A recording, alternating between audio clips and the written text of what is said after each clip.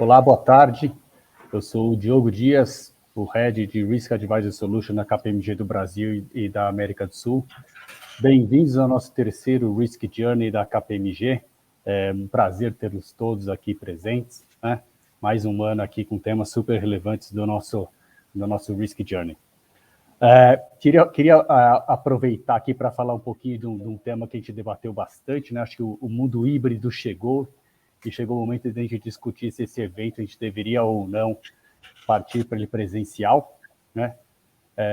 E a gente teve uma discussão aqui muito produtiva, que nós percebemos que a presença de pessoas fora de São Paulo é muito grande, né?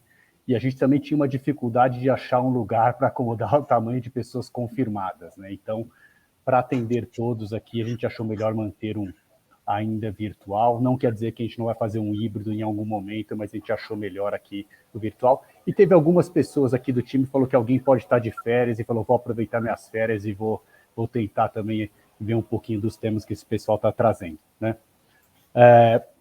Queria falar até um pouquinho do GRC na KPMG, né? É uma área que nós temos aqui há mais de 24 anos, 25 anos, se eu não me engano, aqui acho que desde 98, 99 que nós montamos essa área. Eu estou na KPMG nessa área desde do ano 2000, aí passei na área de GRC, fiz muita auditoria interna, fiz muito projeto de riscos, ajudei muito em SOX, né? Passei na área que os nossos palestrantes vão falar hoje, aqui na área de Forensic também, mas meu background sempre foi na área de GRC aqui. Eu tenho orgulho de ter, junto com um dos moderadores que eu já vou falar aqui, ser um dos primeiros estar na área aqui, ajudar a construir a área aqui, trabalhar com esse time aqui há muito tempo, né? Então, eu queria aproveitar para apresentar aqui que a gente vai ter em todos os 6 eventos aqui, que a gente remodelou um pouquinho, que a gente vai falar sobre quando a gente passar na agenda. Teremos o Lúcio aqui, que é um dos nossos moderadores aqui, que vai ajudar a gente na coordenação aqui do time das perguntas, é o nosso Head de Financial Risk Manager no Brasil e na América do Sul.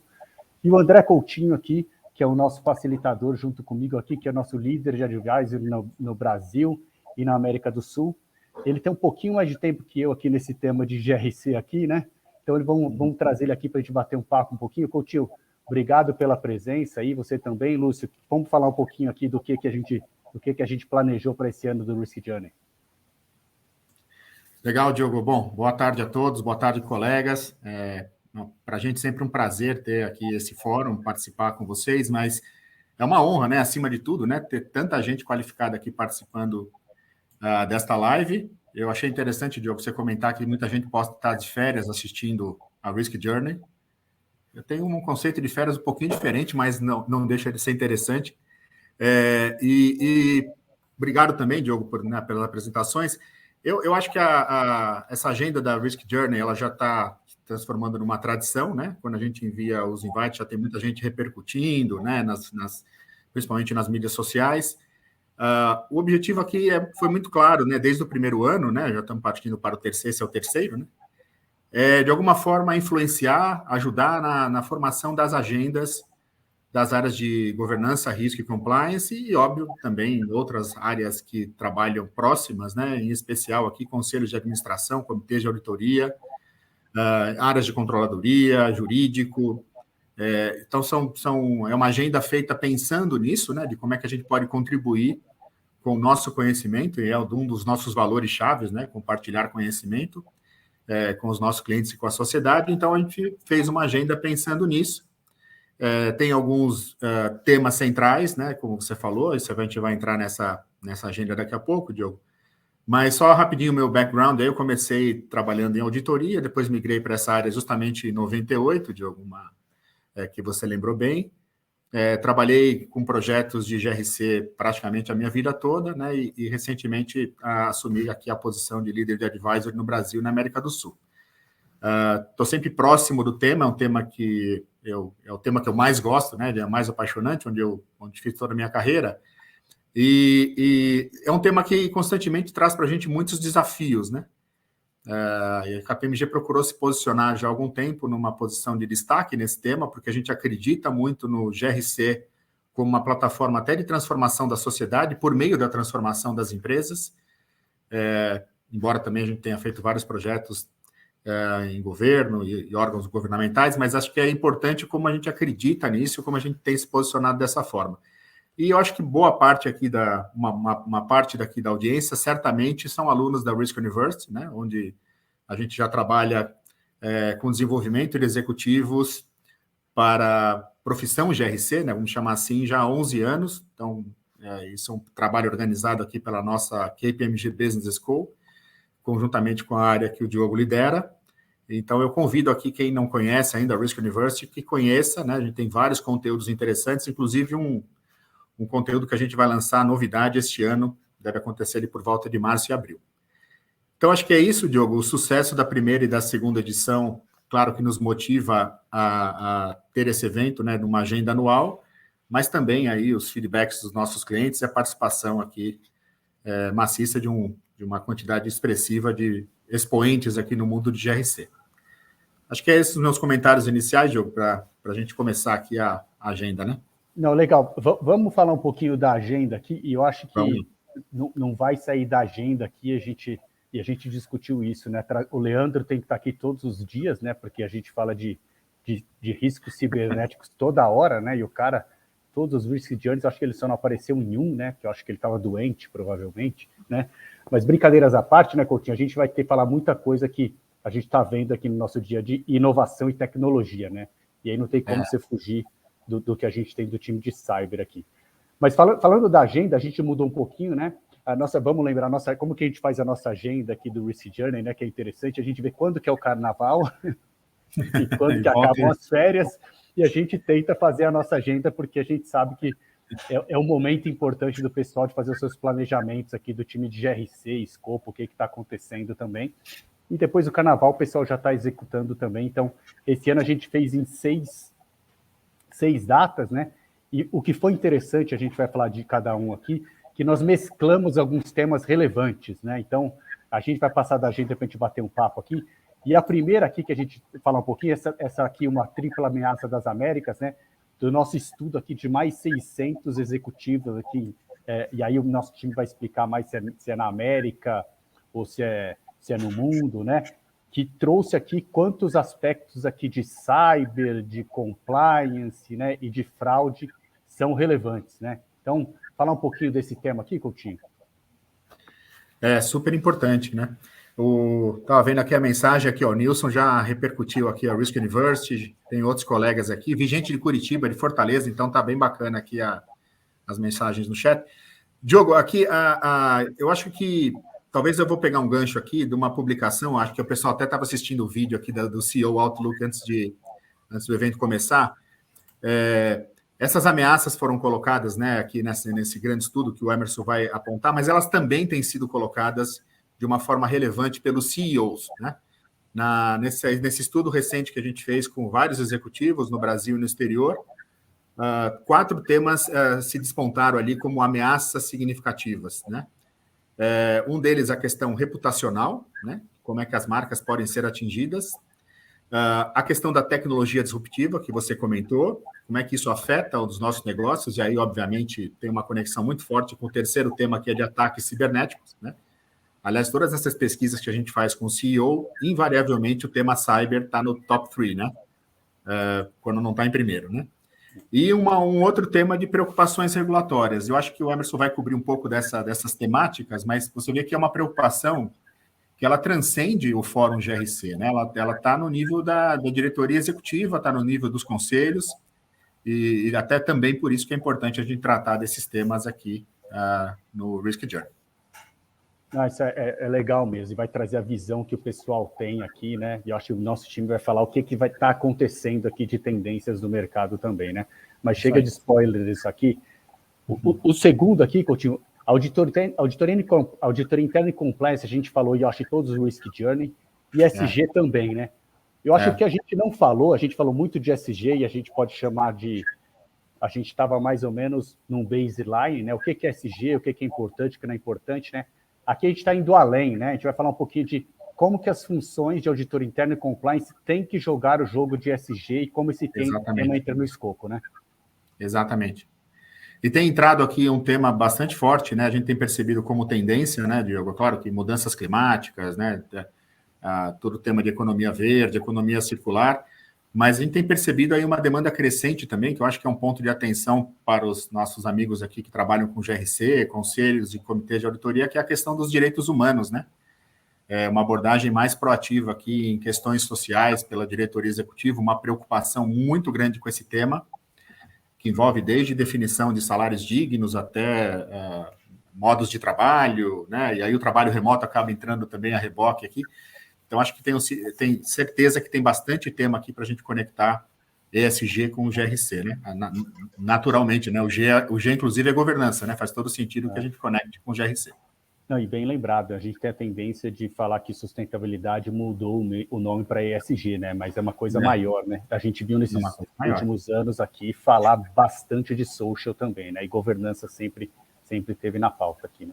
Um tema que a gente sempre trouxe aqui também foi riscos de tecnologias emergentes e inovação, né? Isso aqui acho que está numa pauta grande, né, Coutinho? Acho que todas as empresas hoje têm uma área de inovação, né? E inovação dificilmente ela fica fora de tecnologia, né? Então, como que a área de riscos atua nessa etapa, certo?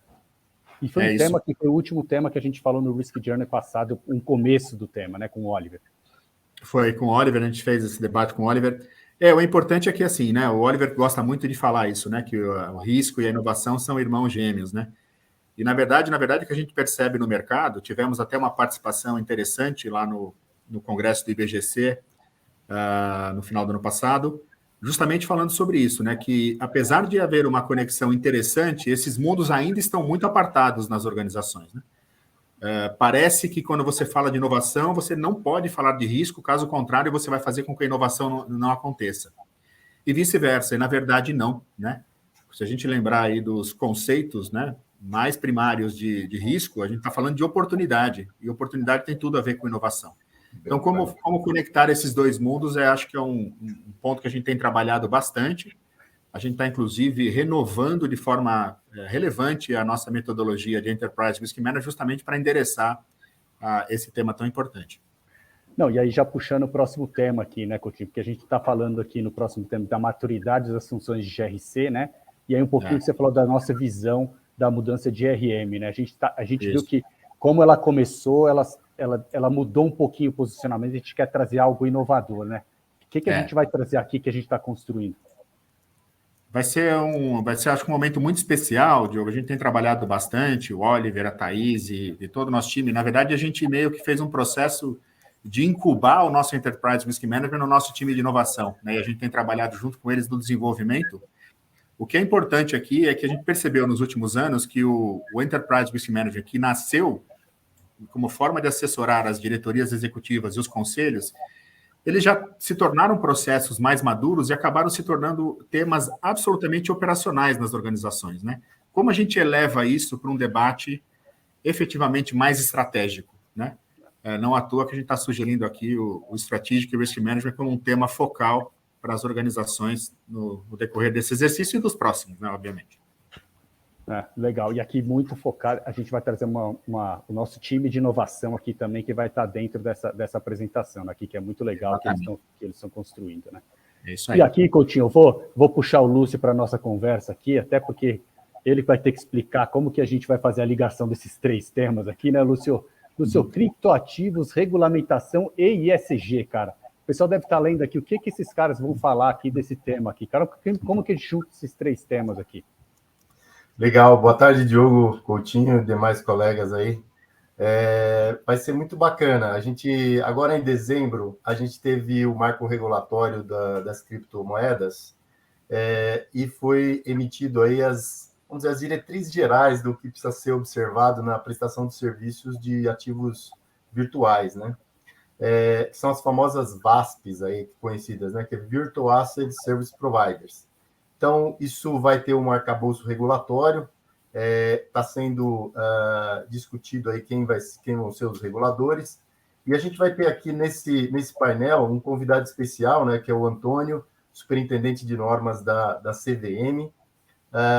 Pela KPMG, a gente vai ter o Fábio Lacerda também, o professor Fábio, que já teve uma passagem bastante grande pelo Banco Central, e também na perspectiva de impacto ambiental, né, que todo mundo sabe que tem um impacto ambiental bastante grande, a gente vai trazer a Maria Eugênia também para falar nessa perspectiva. Então, é um painel que vai ser bastante rico. Até lá pode ser que tenha alguma novidade aí, mas a gente está planejando aí um bate-papo com bastante insights sobre esse tema aí. Não, legal, Lúcio, não vou deixar passar de lembrar que a Maria Eugênia está dentro da aquisição que a gente fez da Resultante aí no comecinho de outubro, aí dentro do nosso time de Financial Services. Então é um time aí que está focado nesse tema no dia a dia, aí, legal.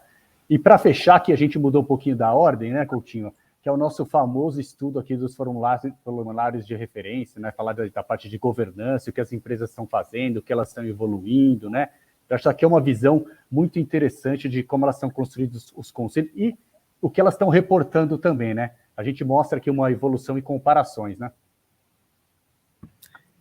É isso, Diogo. Eu acho que esse estudo também é uma referência no mercado e um excelente benchmarking, né? Quando você quer comparar o que você está fazendo, qual é a situação da tua empresa em relação às demais empresas de capital aberto. Independente de você ser capital aberto ou não, é uma comparação super importante.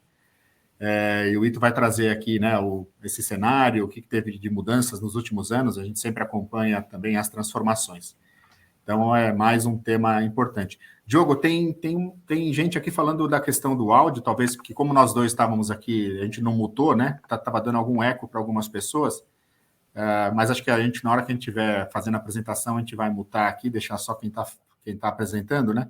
E para fazer um reconhecimento aqui, tem mais alguns comentários sobre a RU, e tem gente de Goiânia, Boa Vista, Araxá, Joinville, Rio de Janeiro, ou seja, tem gente de todo o Brasil aqui, e é muito bacana. Então, o formato virtual, ele tem essa grande vantagem, né, de permitir a participação. Ele é mais democrático, vamos dizer assim,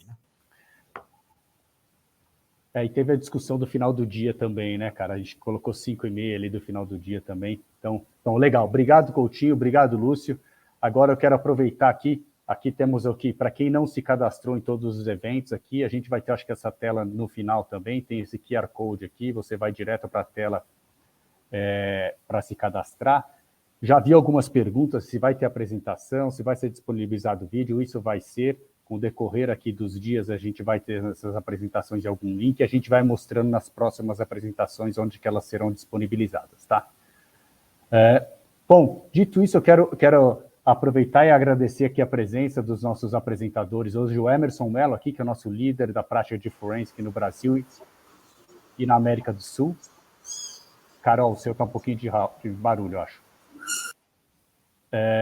A Carol aqui, que é uma das nossas sócias de Forensic também, especialista no tema.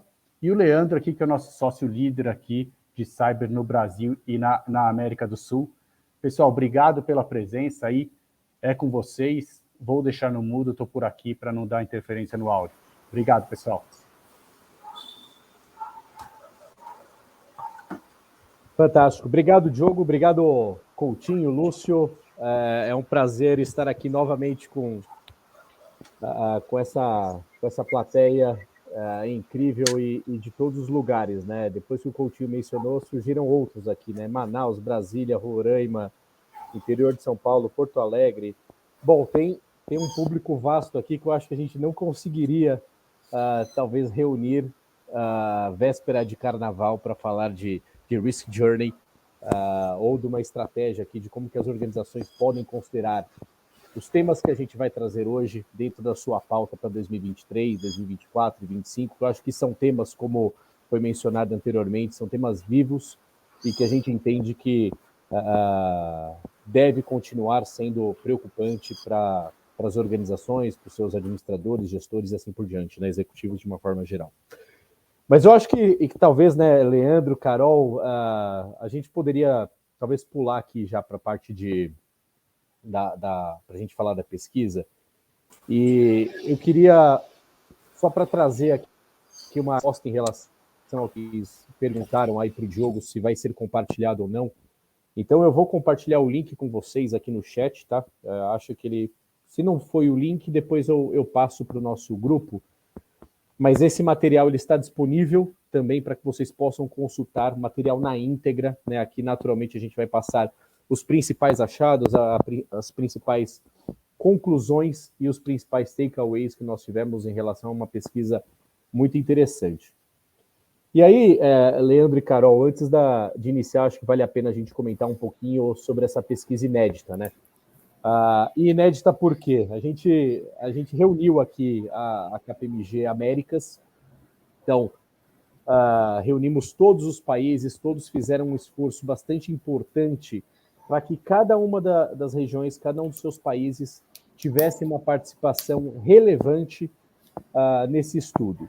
E nós lançamos no mesmo dia, em todos os países das Américas, no mesmo dia, esse mesmo estudo, o qual vem reverberando o seu resultado ao longo dos últimos meses e nos últimos 2 anos, principalmente aqui. Esse estudo, pessoal, ele contou com a participação de aproximadamente 600 pessoas, 642 pessoas, e aqui a gente vai trazer um pouquinho, vai apresentar quais são as perspectivas sobre fraudes, ataques cibernéticos e preocupações de conformidade nas Américas de uma forma geral. Conformidade aqui não remete única e exclusivamente à compliance e integridade, mas sim uma preocupação muito mais relacionada ao compliance regulatório e como que as empresas, os executivos estão enxergando esse risco dentro das suas organizações e, naturalmente, aqui no curto, médio e longo prazo.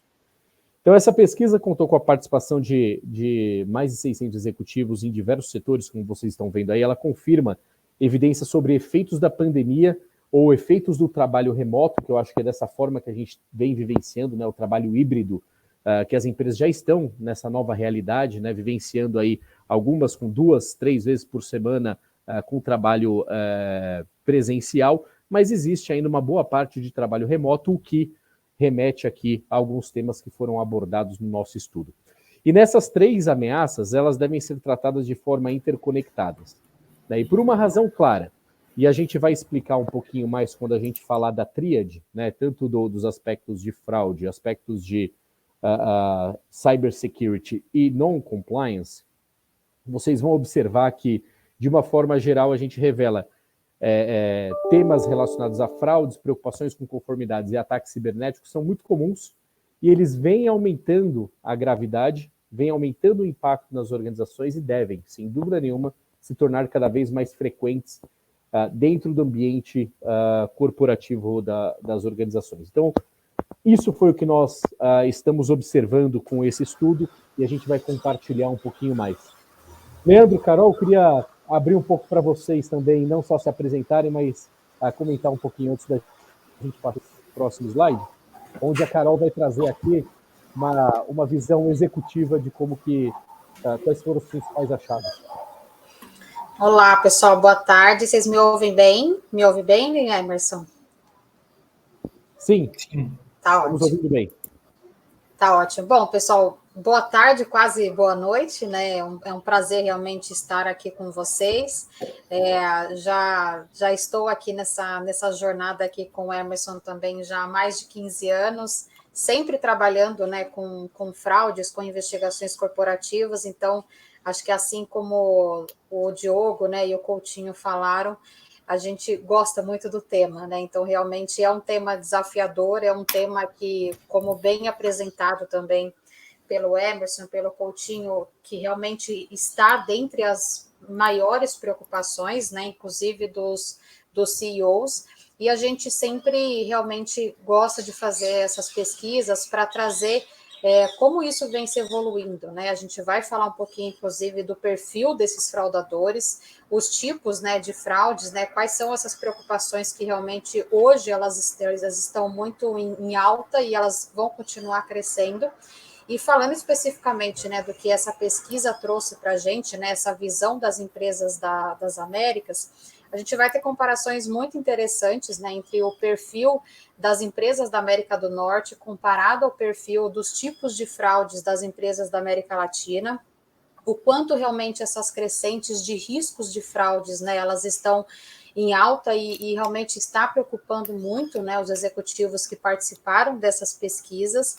Aqui a gente tem um tópico, né, que a gente coloca como pandemia, Covid-19, mas na verdade é uma preocupação que o próprio trabalho remoto, né, o trabalho home office, embora a gente tenha, né, muitos pontos positivos, mas ela trouxe realmente uma realidade, uma preocupação muito grande, principalmente até inclusive falando sobre os riscos cibernéticos, né? Então, muitas empresas entrando no meio do e-commerce, muitas empresas realmente que não tinham essa atenção e essa preocupação com transações eletrônicas, com as fraudes cibernéticas, e é um tema extremamente complexo, né? É um tema muito importante, mas ao mesmo tempo é complexo, e as empresas precisaram, de certa forma, ter uma realidade aí dura, no sentido de que às vezes não deu tempo delas se prepararem para realmente encarar esse tipo de fraude, né? Vamos falar um pouco sobre isso, e muito mais precisamente o Leandro, né, que é o pai dessa criança.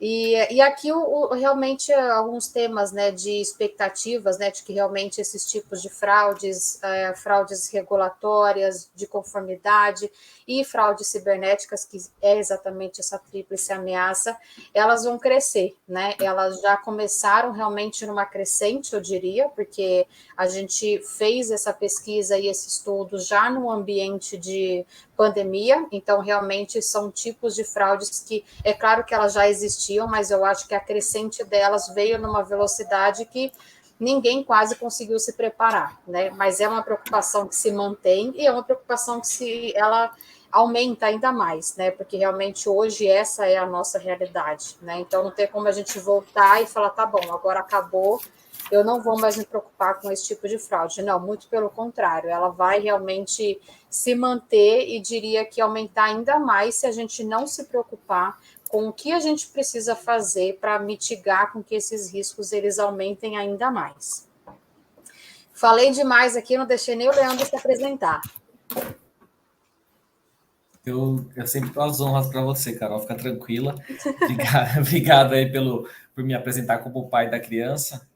Eu acho que aqui eu acho interessante porque muitas vezes aqui as empresas que estão aqui vendo essa apresentação, esse estudo nosso, talvez não tenham a visão ampla, né, que nós temos aqui quando a gente trabalha junto, né? A gente olhando para as investigações internas, a gente olhando para canais digitais, a gente olhando para o cumprimento legal, e a gente acaba.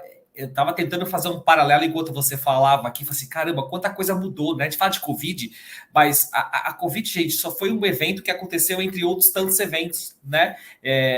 Eu me lembro no final de 2018, se eu não me engano, quando a gente teve a liberação do Banco Central para abertura de contas 100% digitais, né, que foi um avanço incrível aí nos serviços financeiros do Brasil, mas que também trouxe algumas coisas bastante importantes do ponto de vista de fraude, né, principalmente para os coitados dos laranjas aí que tiveram contas abertas.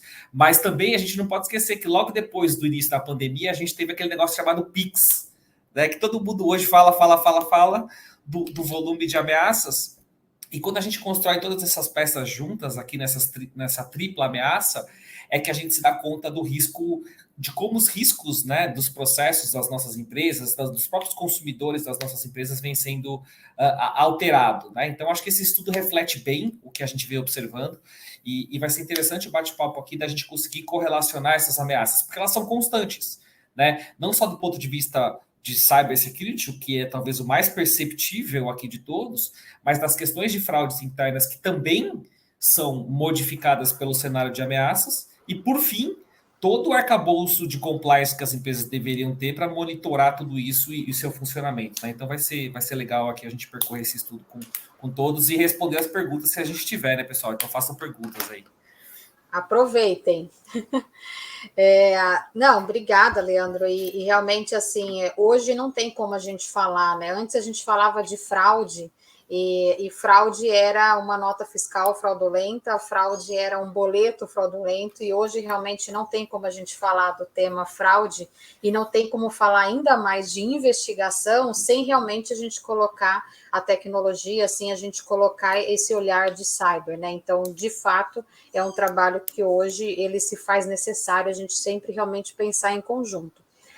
E esse circuito, pessoal, que vocês veem aqui na tela, né, sobre a ameaça da Tríplice Ameaça das Américas, é exatamente assim, esses grandes exemplos, né, dessa realidade que a gente vive quando a gente fala de Pix, quando a gente fala do e-commerce, que a gente acaba tendo uma ameaça nas 3 frentes, né? Então, de fato, a gente não fala mais, claro que elas existem, né, as fraudes internas, as fraudes ou até mesmo as irregularidades comportamentais, elas vão continuar existindo, sem sombra de dúvida, mas quando a gente fala em grandes impactos, né, em grandes ameaças, a gente fala de fraudes que acabam tendo um impacto regulatório e elas têm também um impacto em cyber, né? Então, hoje é a realidade que a gente vive, não só dentro das empresas, como realmente no nosso dia a dia, né, na nossa rotina financeira. Então, muitas empresas querendo se adaptar ao e-commerce e realmente entram no e-commerce e depois vai pensar na consequência, o que eu preciso fazer para manter o e-commerce seguro. Então, muitas ações que foram tomadas, né, às vezes até no calor da emoção e sem pensar realmente que a gente tem aspectos regulatórios por trás, e o risco de fraude aumenta ainda mais quando a gente não tem esses controles desenhados, identificados e, acima de tudo, mitigados, né? Então, é isso realmente que esse circuito mostra, que hoje a gente não tem como fugir quase de uma fraude que realmente ela tenha um impacto relevante nessas 3 frentes. É verdade, Bom, Carol. Eu queria já ia passar para você mesmo. Eu queria adicionar um tema em relação à tríade, né? Que eu acho que um ponto super importante aqui, pessoal, é que a observação dos executivos, dos 642 que participaram across Américas, foi que, puxa, isso daqui, de uma forma holística, eles entendem que essas três taxonomias, elas estão interconectadas. Então, por isso que a gente formou essa. Mas isso não impede que a gente faça uma análise individualizada e a gente vai mostrar os impactos disso dentro das organizações. Mas aqui eu acho que a gente pode explorar bastante. E fraude é muito comum, né, Carol, que o pessoal olha esse nome aqui, fraude, e fala, puxa, é corrupção. Né? E não é somente isso, né, pessoal? Hoje em dia a gente vem falando muito de ESG fraud, né? Ou as diversas cores do ESG dentro do ambiente de fraude. Aí pode ser uma fraude dentro do ambiente ESG, pode ser uma fraude dentro do ambiente de cyber, dentro de tecnologia de uma forma geral, que vai cascateando diversas situações de riscos e de não conformidade regulatória que a gente vai abordar nisso também.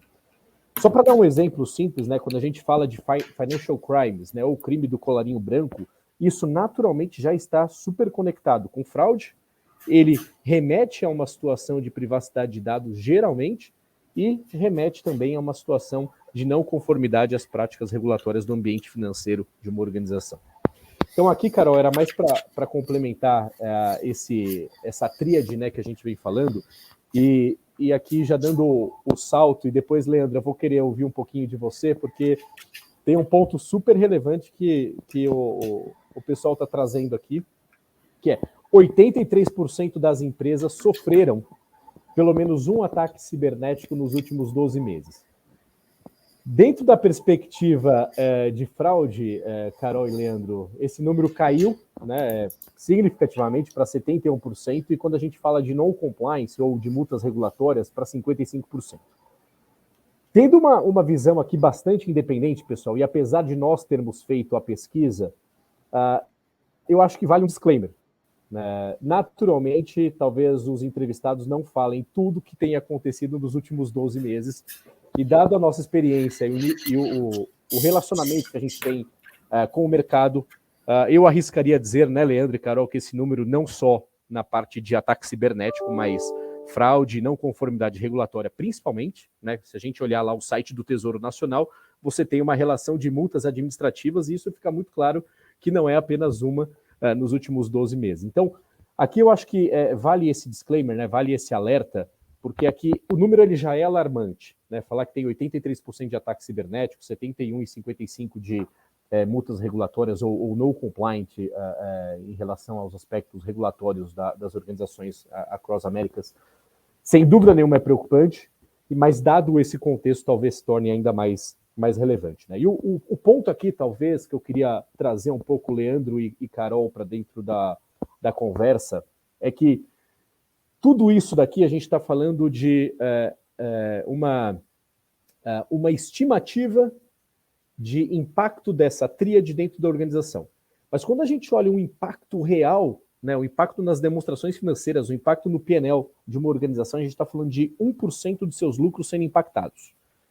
Quando a gente olha dentro da perspectiva de um país, a gente está falando do globo, na verdade, a gente está falando de alguns trilhões. Algumas organizações sem fins lucrativos calculam como 6 trilhões de dólares perdidos com fraude, desvios de conduta de uma forma geral por ano. Né? Então aqui a gente tem talvez até mesmo um fator qualitativo, um intangível não calculado, né, ou que talvez as empresas tenham um pouco mais de dificuldade de calcular. Mas eu arriscaria dizer que esse 1% em algumas organizações como a ACFI calculam 5% do faturamento bruto perdido com fraude, né, e ali eles focam muito em desvio de ativo, manipulação contábil, fraude e corrupção, né, e aqui essa distinção mesmo, fraude para ambiente interno, corrupção ambiente externo, voltado para relação público-privado, eu acho que tem um número bastante preocupante aqui. Quando tem pesquisas aqui, Leandro e Carol, que a gente faz da maturidade do programa do compliance, do perfil do hotline, que são controles internos ou processos de governança, né, para você poder mitigar alguns desses riscos, ou pelo menos, se não mitigá-los, observar e poder tomar uma ação mais rápido do que tomaria se não os tivessem, né, talvez o efeito fosse melhor para as organizações no sentido de reduzir o impacto, e nas nossas pesquisas fica claro que o orçamento destacado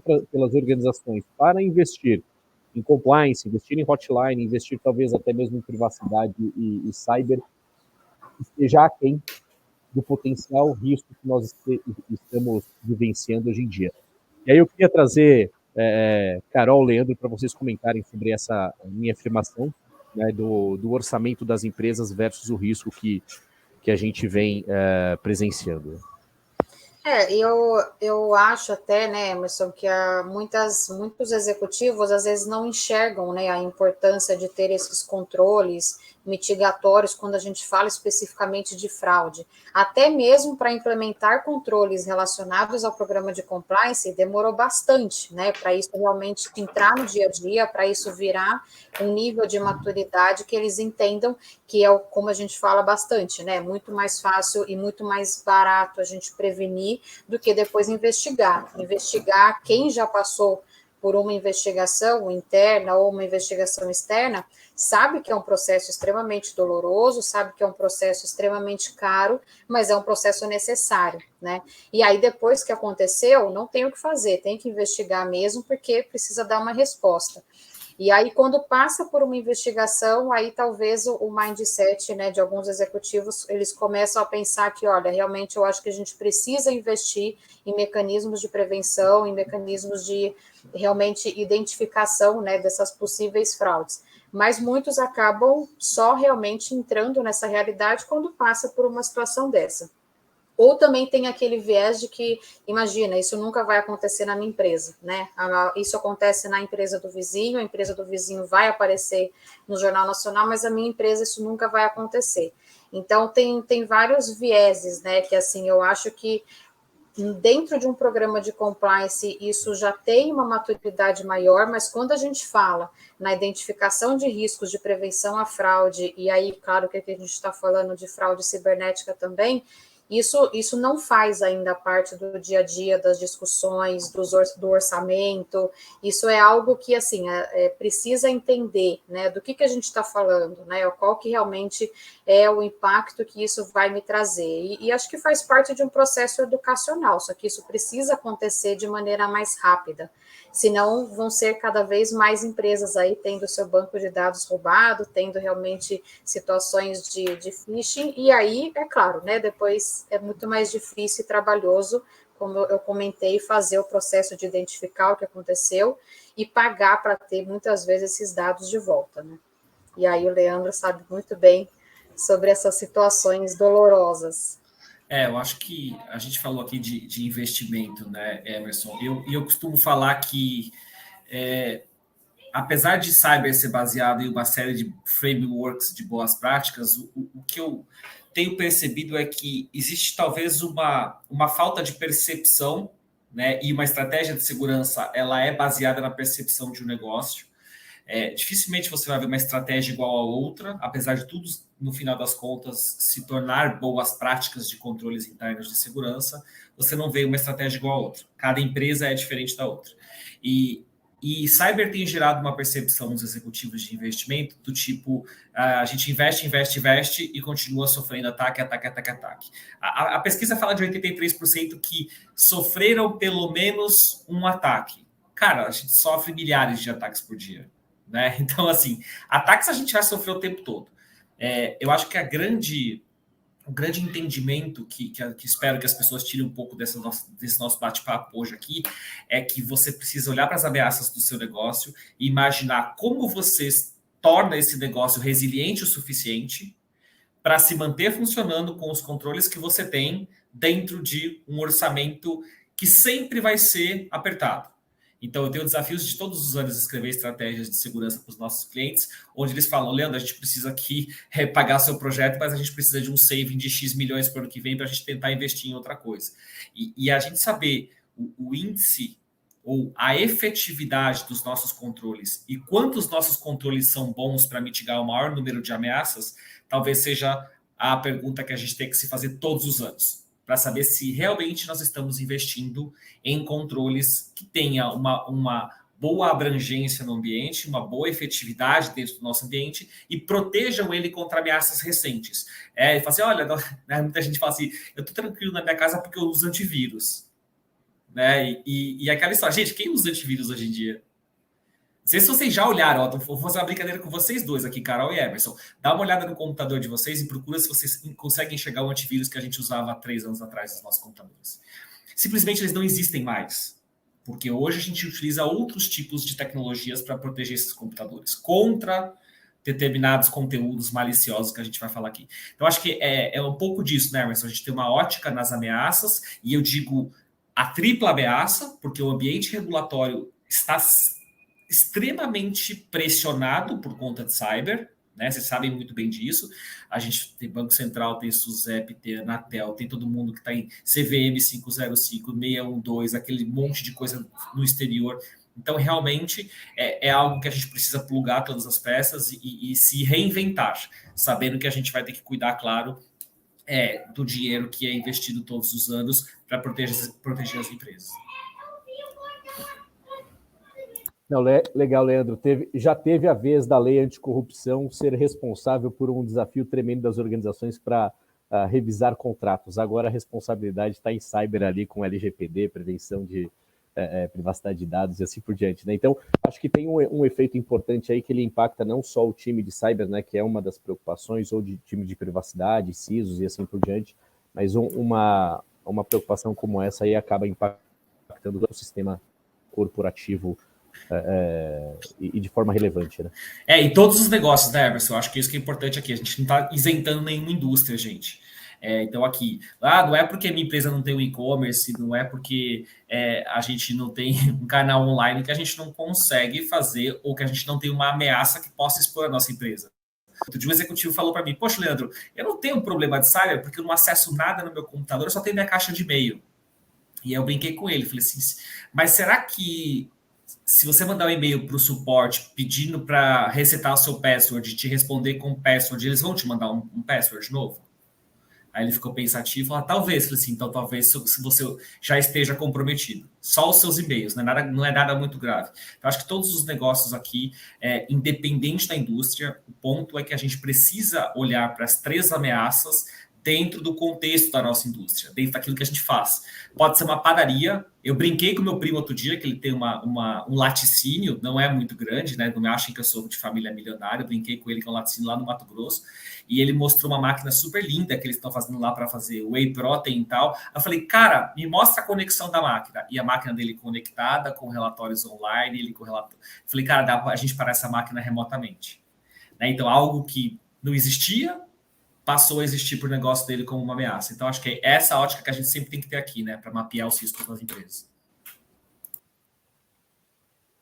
Legal, Leandro, Carol, obrigado. E talvez aqui mostrando um pouquinho do cenário, fazendo uma análise comparativa dos aspectos de fraudes, né, dentro da América Latina e América do Norte. E eu deixei passar aqui um pouquinho de visão que nós fizemos dentro desse estudo, América Latina, a gente considerou aqui todo o aspecto de idioma, né? Então, idioma naturalmente ou prioritariamente espanhol e o português, né?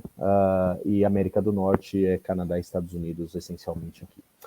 Aqui a gente fez uma análise comparativa para entender um pouquinho mais de como que a gente estava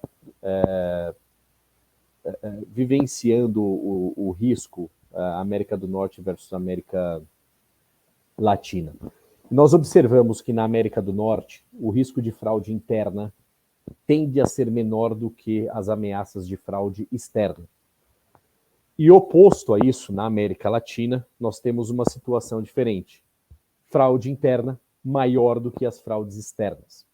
E aqui talvez faça sentido uma reflexão da gente olhar um pouco para dentro de casa, como que os nossos processos, como que a nossa governança está estruturada, os nossos controles internos, e o quanto que as organizações estão dispostas a investir, seja mediante uma pressão regulatória, e quando a gente fala do mercado, talvez aqui, americano, você tem uma SEC, a maior parte das empresas ali, capital aberto, SEC, com uma pressão regulatória gigantesca, contrapartida dentro do ambiente nacional, se a gente olhar Brasil e até mesmo alguns outros países da América Latina, você tem uma pressão regulatória menor, apesar de ter uma tendência de alta, mas ao mesmo tempo você tem também um número de empresas menor listado em bolsas ou com uma pressão regulatória menor também.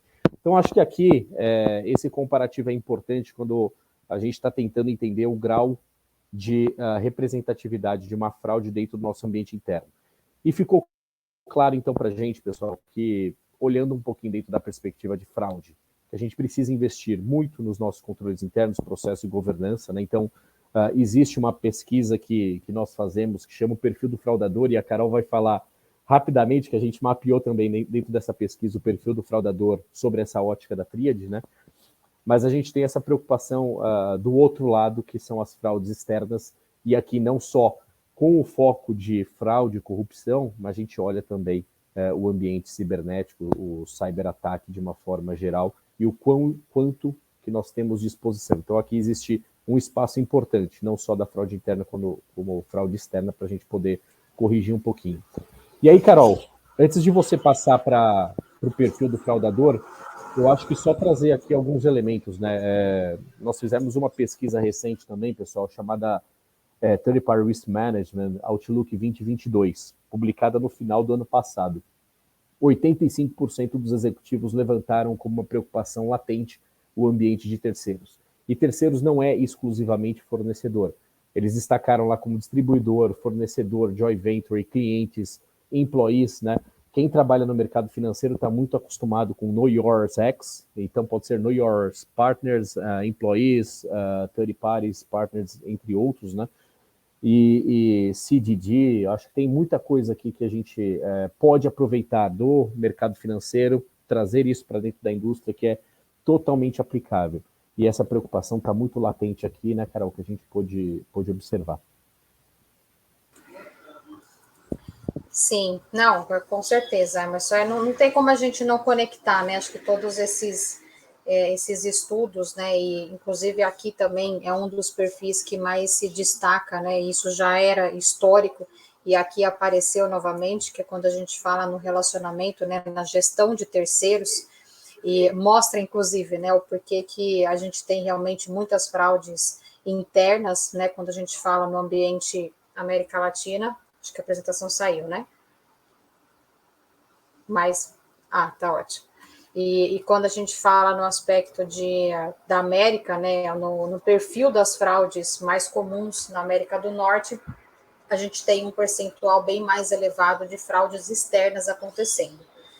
Isso mostra um pouco acho que da maturidade também, né, das empresas americanas no sentido de mecanismos de controles, né, e isso ajuda a diminuir a incidência dessas fraudes internas, mas de toda forma, acho que o ponto mais relevante aqui, né, que realmente mais chama a nossa atenção, é que antes, quando a gente falava de perfil de do fraudador, a gente sempre falava ou de um funcionário ou realmente de um fornecedor, um prestador de serviço. A gente não tinha essa figura do hacker como um perfil do fraudador, pelo menos não fazendo parte realmente, né, das fraudes que as empresas identificam, que as empresas investigam e que as empresas apuram, né? Porque é como realmente o Emerson falou lá no começo, a gente tem 1% seria o risco das empresas aí terem ocorrências de fraude, de questões regulatórias ou de ataques cibernéticos, mas a gente sabe que esse número, se a gente apurasse de fato, se as empresas tivessem mecanismos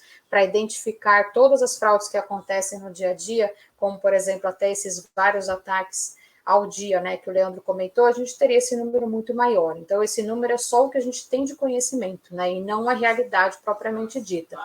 Mas é bem interessante realmente a gente trazer dentro do perfil do fraudador, não só mais aquela figura dos executivos, não só mais a figura dos gerentes, e vocês conseguem ver aqui que o percentual hoje acaba sendo muito menor, não vai deixar de existir, né? Eu costumo sempre falar que assim, a fraude ela é cometida por pessoas, então sempre que a gente tiver pessoas envolvidas em algum processo no nível gerencial, em cargos executivos que a gente tem uma alçada, inclusive, muito maior, ela vai continuar existindo, isso sem sombra de dúvidas. Mas quando a gente fala em volume, em recorrência e o impacto e a ameaça que isso pode trazer, hoje a gente realmente tem um impacto muito maior quando a gente fala no perfil de grupos de hackers, quando a gente fala no envolvimento aí de terceiros, que são ameaças que a gente precisa investir muito mais em controles para a gente se preparar e conseguir identificar esse tipo de fraude. Eles evoluem muito mais rápido, às vezes, né, do que a gente consegue acompanhar, então são realmente perfis hoje mais assustadores, né, que a gente precisa ter uma atenção maior e sempre pensar como esse novo fraudador vai se comportar para cometer uma fraude nova, para cometer uma quebra de controles novos, e a gente se preparar para realmente conseguir identificar isso o mais cedo possível, né? Conseguir fazer uma apuração e identificando a gente poder investir também nos controles para prevenir isso que aconteça novamente, né? Mas sobre o perfil do fraudador, acho que é isso. E você tem algum comentário, Leandro? Acho que principalmente por ter aparecido aqui em primeiro lugar, né, o grupo de hackers como o perfil mais frequente, né, e acho que mais preocupante quando a gente fala em perfil do fraudador. Eu acho que já era esperado, né? Quando a gente pensa em fraudes aqui, normalmente a gente tem uma estrutura organizada, né? E eu queria amarrar isso aqui, eu acho que não é difícil da gente imaginar, né? Se a gente pensar que, vamos imaginar o SAP das nossas empresas. Existem estatísticas que dizem, né, que eventualmente com 3 pessoas e 3 acessos diferentes no SAP você conseguiria executar algumas transações fraudulentas dentro desse ambiente. E isso é um pouco assustador, porque quando você imagina que você tem hackers pensando, né, em como executar esses ataques, se estruturando, eventualmente convocando pessoas de determinadas empresas a fornecerem suas contas ou seus dados para que eles ataquem outras empresas. Então, eles perguntam, olha, tem alguém do call center que me atende aí na internet que quer ganhar um dinheiro? Vem falar comigo que eu te dou um dinheirinho aqui e você me ajuda a fazer uma fraude, né? Um ataque cibernético eventualmente do outro lado. Então as coisas aqui elas se misturam muito. A mesma coisa pode acontecer com um funcionário. Vamos pensar, gente, quem são as pessoas com maiores privilégios hoje nas nossas empresas? Bom, são os tais administradores. Bom, eventualmente, se eu tenho administradores que podem ou são ou terceirizados ou internamente, eles também são suscetíveis a esse tipo de ataque. E não estou dizendo, gente, que é um ataque do tipo, escreveram aqui psicologia social, né? Engenharia social é o termo, né? Eles, não estou nem dizendo que eles são ludibriados. Eles são literalmente, ou podem ser, subornados a executarem determinadas coisas para expor o ambiente. A gente já analisou no passado ataques cibernéticos que foram gerados de maneira proposital pelo usuário. Então eu digo assim, Emerson, você vai receber um e-mail, você vai clicar no anexo, você vai abrir esse anexo, vai fingir que você está lendo, vai dar Ctrl Alt Del, travar o seu computador e ir embora para sua casa e deixar o seu computador ligado. O hacker se conecta remotamente no computador dele e ali começa a farra por meio de um ataque na rede, enfim, daquela empresa. Então, eu acho que não surpreende, Carol, acho que é totalmente plausível, e gostei bastante de um comentário que foi feito aqui, do Walter Krause. Não vou perder a oportunidade, Walter, obrigado pelo comentário. A gente sabe que a gente vai sofrer um ataque. A grande pergunta que a gente precisa se fazer é: em que momento que essas ameaças vão, de alguma forma, se materializar no nosso ambiente e como a gente vai ser resiliente o suficiente para identificar, responder, eventualmente mitigar ou se recuperar o mais rápido possível. Porque elas vão acontecer. Não existe dinheiro infinito para que a gente não materialize. Mas, de novo, eu acho que a visualização desses tipos de cenários ajuda bastante a gente sair daquela coisa que é hipotética, ou seja, tem alguém me atacando, mas eu não sei nem quem é e nem o que está fazendo, para realmente identificar eventos que são anomalias, eventualmente são incidentes e eventualmente já estão causando prejuízos. Né? Sim. Não, é exatamente isso, né, Leandro? Não sei se você quer fazer algum comentário, Emerson, sobre o perfil do fraudador, aí a gente vai falar aqui do trabalho remoto, que tem bastante coisa aqui para a gente explorar também. Carol, talvez um destaque aqui para o ambiente de terceiros, né? As duas linhas de baixo, né, tanto a segunda quanto a terceira, fala um pouco do impacto do terceiro. Se a gente olhar isso no consolidado, a gente está falando de algo um pouco mais de 40%, né, que é impactado por terceiros, desconsiderando que clientes também seriam terceiros. Aí a gente eleva um pouco mais essa régua para um número ainda maior de 60% plus, né? Mas o meu grande ponto aqui é que existem esses riscos latentes, né, do perfil do fraudador sendo associações criminosas, mas me chamou bastante atenção quando a gente olha o pilar de terceiros. E dentro dessa ótica e da agenda que a gente está propondo aqui para o Risk Journey, né, eu acho que faz muito sentido a gente debater o tema terceiros em diversas taxonomias de risco. Na taxonomia de risco de governança, na taxonomia de risco de social, de impactos ambientais, né, ou como que essas organizações, essas empresas terceiras, sejam clientes ou fornecedores, prestadores de serviço, né, ou então parceiros de negócio, eles podem expor a nossa organização, imagem, reputação, a algum tipo de risco financeiro ou ser um detrator aqui da nossa imagem, da nossa reputação. Então, aqui eu vejo uma situação bastante importante, Carol e Leandro, que as empresas estão mudando a forma como elas enxergam o ambiente de terceiros. Não é mais aquele olhar de, puxa, deixa eu fazer aqui um screening inicial, né, um vetting process, para verificar se aquele terceiro pode ou não se relacionar com a minha empresa, mas como que eu acompanho a jornada desses terceiros ao longo da vigência do seu contrato ou ao longo da vigência do meu relacionamento com ele. E hoje ele pode estar ok, dentro da cartografia do screen, mas amanhã, né, e aqui no período de curto, médio e longo prazo, ele pode trazer algum tipo de risco.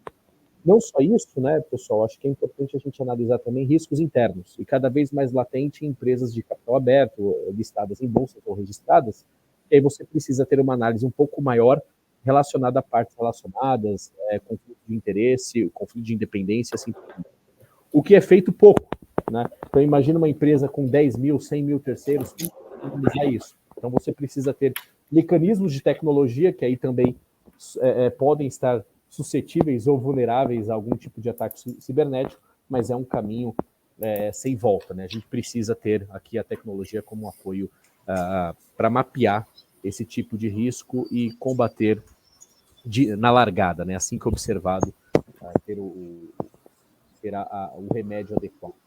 Mas era isso, Carol. Só esse comentário adicional. Não, tá ótimo, Emerson. Aqui, pessoal, a gente...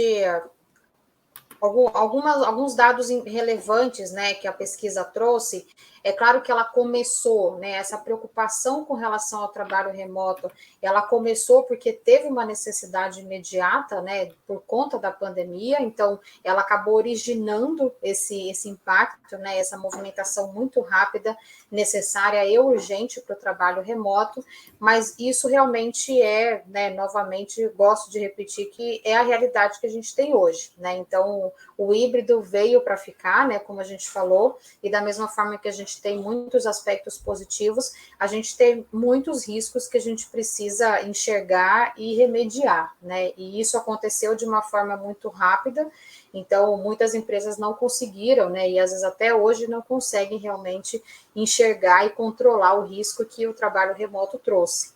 Então, isso a gente vê aqui de maneira muito clara, né? O trabalho remoto, ele aumentou muito o risco de fraudes acontecerem. E o porquê, né? Que as fraudes aumentaram muito, né? O risco de ocorrência de fraude aumentou muito quando a gente fala de trabalho remoto. Ah, mas não é simplesmente pegar meu computador, levar para casa e trabalhar de casa? Não é isso, né? Tem muitas situações, assim, muitos processos e muitos controles que acabaram realmente sendo impactados. Então, muitas flexibilizações, muitos processos de compra urgente, de compra imediata. E quando a gente fala, né, num cenário de que, olha, eu preciso manter o negócio funcionando, eu preciso manter a máquina funcionando, aí a gente acaba realmente flexibilizando várias coisas que antes era controle, hoje eu passo a enxergar como burocracia, né? Então, são processos que a gente precisava entregar fisicamente, agora a gente tem tudo online, e aí vem também, né, acho que toda a oportunidade das pessoas de falsificarem documentos, de incluírem documentos em processos que realmente são fraudulentos. Então, tudo que a gente coloca tecnologia, a gente precisa colocar um esforço 2 vezes maior para realmente entender e controlar, né, o quanto isso está sendo uma informação verdadeira, uma informação íntegra, uma informação verídica, e o quanto a gente está falando de dados e documentos criados, né? Então, quando a gente fala do impacto do trabalho remoto, ele é isso, né? É assim, o que eu precisei realmente, e é claro que se todo mundo tivesse a oportunidade de fazer uma mudança para o remoto, enxergando quais os riscos que o trabalho remoto pode trazer, talvez o medo seria um pouco menor e os controles seriam maiores, mas isso precisou acontecer do dia para a noite, e aí a gente não teve tanta oportunidade de fazer essas adaptações. Por isso, realmente, que muitos executivos, né, que responderam à pesquisa, acabaram enxergando como impacto negativo, porque perdeu-se o controle, né, perdeu-se a visibilidade do que o risco do trabalho remoto poderia trazer para o dia a dia, e é claro que quando a gente não enxerga o risco, a gente nem sabe se ele existe, então muito menos se existe controle para isso, né, e como a gente mitigar esse risco para que ele seja reduzido, para que ele seja diminuído. Então, esses são os dados, né, que assim, por mais que a gente fala de um ambiente que começou na pandemia, mas eu tenho certeza que isso é algo que continua ainda trazendo uma preocupação grande no dia a dia, na percepção dos executivos ainda hoje. Quer comentar alguma coisa, Emerson, que eu sei que realmente isso é algo que a gente discute bastante, né, o quanto essa adaptação pode ser positiva e o quanto realmente isso traz ainda grandes preocupações para os executivos. Não, sem dúvida, Carol. Acho que o time de People, então, está bastante preocupado, né? Porque hoje em dia está bem difícil ter esse tipo de aceitação, né? De trabalho 100% presencial. Então, existe uma discussão latente aí com o time de RH, o time de People das organizações e vem sendo discutido globalmente. Agora, fato é que o ambiente mudou, as empresas agora estão num processo de readequação dos processos, controles internos, para que possa, então, reacomodar os riscos que passaram a surgir nesse novo cenário, né? Mas eu acho que a gente pode passar, Carol, para o próximo. Acho que a gente vai ter um tema bastante interessante com o Leandro aí para explorar alguns temas e depois a gente avançar para a reta final, para as perguntas e respostas também, né? Sim, Até assim, um dos impactos mais relevantes, né, Leandro, e sem sombra de dúvidas, né, assim como o perfil do fraudador apareceu os grupos de hackers em primeiro lugar, é realmente a conformidade, né, com medidas de segurança de TI, quando a gente está falando do trabalho remoto. Eu imagino que você deve ter tido talvez até uma proximidade maior, o quanto deve ter sido desesperador, né, para profissionais e para times de tecnologia e segurança da informação, quando precisou fazer realmente essa transição rápida para o trabalho remoto, e não só quando tudo começou, né, mas hoje também existe uma grande preocupação com relação a isso, né, com várias empresas ainda no modelo híbrido. O que você gostaria de compartilhar para a gente aí de algumas experiências que eu imagino que devem ter sido bem interessantes, mas claro que ruins também nesse sentido?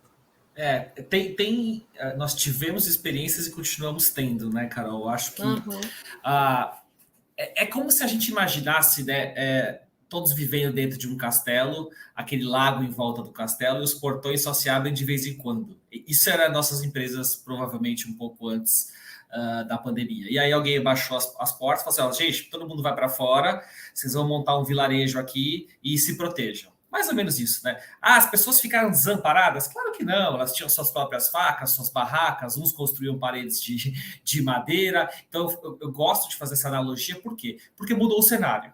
Né? Todo mundo foi para suas casas, a gente teve que trabalhar remotamente, isso para todo mundo, é claro, mas aí a gente tem que dar um passo, parar e pensar que muitos dos ambientes tecnológicos que até então estavam montados e bem montados, e os controles, por isso que para mim esse primeiro tópico aqui de controles de segurança ele é um destaque. Por quê? Porque os controles simplesmente mudaram.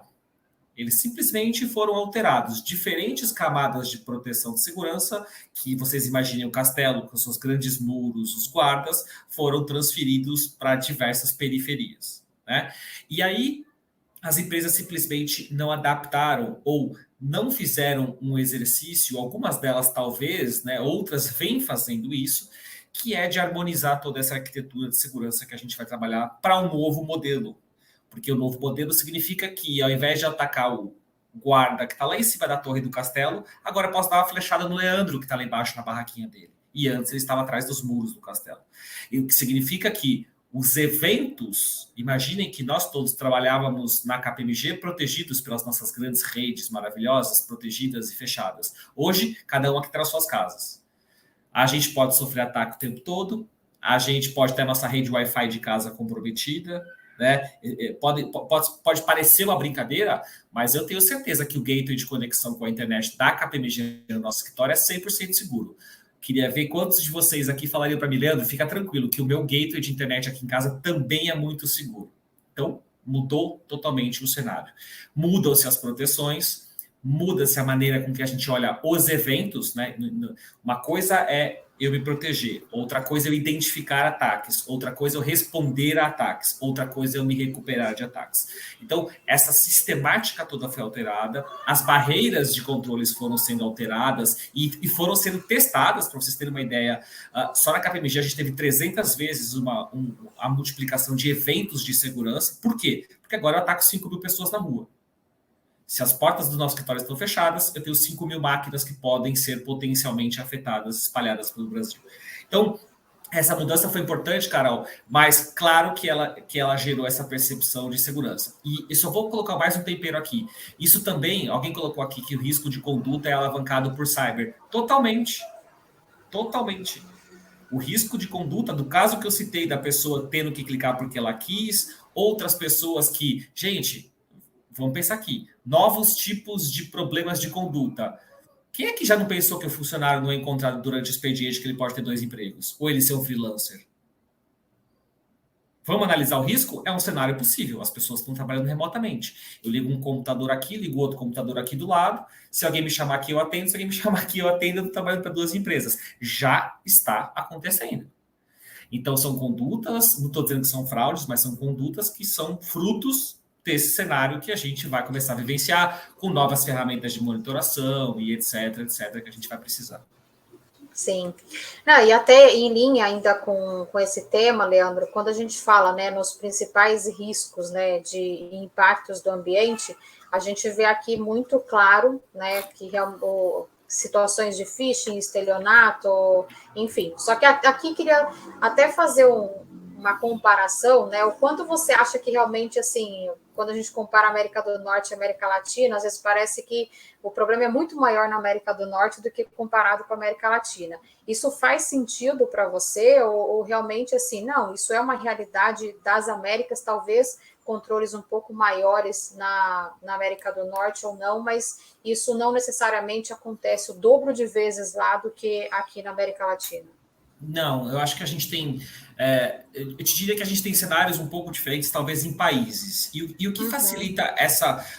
Entre regiões, eu não acho que há tanta discrepância, mas existem cenários que são facilitados pela característica do próprio país.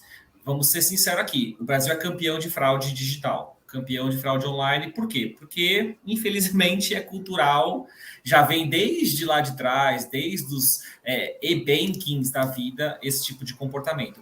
E aí, se você analisar um pouco, por que isso acontece? Bom, acontece muitas das vezes porque o nosso mercado financeiro é extremamente avançado, né? Se você pensar do ponto de vista de transações, é um mercado que é muito online, ou seja, ele permite liquidez muito rápido. Ele te dá muito pouco tempo para você analisar uma fraude. Você tem pouquíssimo espaço de tempo para analisar uma fraude. Imagina analisar uma fraude no Pix, que é uma transação instantânea, entre aspas. Você precisa ser muito ágil com os seus desenhos de controles. E logicamente, que essa característica muda um pouco quando você está falando de, por exemplo, Estados Unidos. Não tem Pix, não tem transferência quente de dinheiro, então o cara vai fazer uma transação no cartão. Poxa, mas a gente já faz transação de cartão há quantos anos? Quanto que a gente tem de volume de dado transacional de cartão e de comportamento para saber que aquela fraude de cartão potencialmente pode ser uma fraude? Agora, de Pix, a gente tem muita pouca informação. A gente tem bancos que abrem contas digitais 100% online no Brasil. Qual o risco? Contas de laranja. E por aí a gente vai imaginar um monte de riscos. Então, Carol, eu acho que essa analogia, eu acho que ela é um pouco impulsionada pela forma como que o mercado financeiro está estruturado. Depois, o crime organizado, que tem ligação direta com o mercado financeiro e liquidez, né? A forma com que o crime organizado se estrutura. E, claro, um pouco da questão cultural do país. Se vocês falassem, poxa, mas o que acontece de muito diferente no Brasil? A gente cai em muito mais phishing, que é o dado desse slide que você está demonstrando, do que outros países. Eu tenho medo de phishing. Mas, normalmente, curioso, aperta o botão do Enter, acaba infectando o computador e etc. Lógico, o phishing ele é só um meio, né, gente? É como se fosse um carteiro te entregando alguma coisa. Você pode abrir ou não o pacote, ou o envelope. As pessoas vão e abrem. Teoricamente, o ataque efetivamente é uma engenharia social tentando te enganar para criar ou para clicar naquele e-mail e você ser atacado por um outro tipo de artefato, por outra coisa. Mas é um pouco dessa diferença, Carol. Não, tá ótimo, Leandro, e acho que faz todo sentido, né? E tem coisas que a gente nem imagina, né? O quanto aqui no Brasil, por mais que a gente se sente avançado, mas não tem como não relacionar isso com o risco que a gente está correndo e a nossa cultura também dessa curiosidade toda, né? Legal, obrigado, Leandro, obrigado, Carol. Acho que partindo para os finalmente, né? Acho que tem temas aqui só para fazer um catch-up e partir, então, para os takeaways, tanto do Leandro, da Carol, e abrir para as perguntas, né? Mas eu acho que aqui nesse slide, pessoal, a grande preocupação que foi apontada pelos respondentes da pesquisa Tripla Ameaça nas Américas é uma preocupação regulatória crescente, seja ela no contexto de privacidade, seja ela no contexto ambiental, e a gente vem observando isso sobre a ótica ESG, ou então no contexto trabalhista, né? É claro que existe também uma preocupação, que é o último, né, que a gente fala de 41% aí, mas uma preocupação que haja um recrudescimento da pressão dos reguladores, das autarquias em relação às organizações, e junto com tudo isso existe, então, uma preocupação latente dos executivos, né, principalmente do C-Level, de que as empresas devem investir nesse sentido.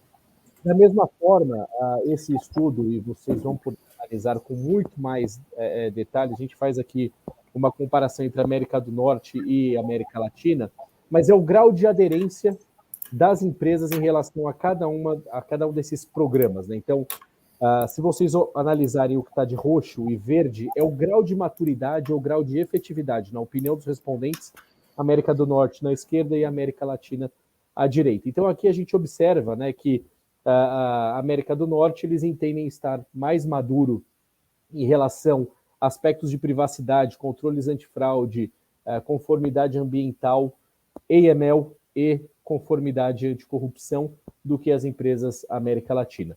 E aqui eu acho que faz bastante sentido, pelo menos na ótica da América Latina, de que sim, as empresas devem investir muito ainda para melhorar.